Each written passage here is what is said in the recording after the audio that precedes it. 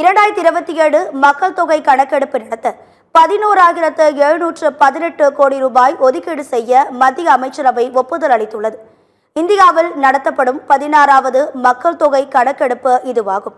இது தொடர்பாக செய்தியாளர்களிடம் பேசிய மத்திய அமைச்சர் அஸ்வினி வைஷ்ணவ், 2027ஆம் ஆண்டு இந்திய மக்கள் தொகை கணக்கெடுப்பை நடத்துவதற்கு 11,718 கோடி ரூபாயை ஒதுக்க மத்திய அமைச்சரவை ஒப்புதல் அளித்துள்ளதாக தெரிவித்தார்.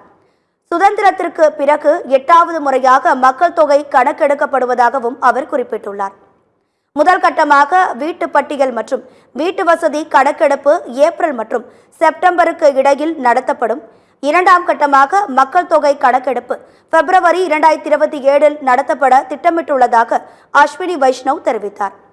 பனிப்பொழிவு பகுதிகளான லடாக், ஜம்மு காஷ்மீரின் சில பகுதிகள், இமாச்சல பிரதேசம் மற்றும் உத்தரகாண்ட் பகுதிகளில் அடுத்த ஆண்டே மக்கள் தொகை கணக்கெடுப்பு நடத்தப்படும் என்றும் அவர் குறிப்பிட்டுள்ளார்.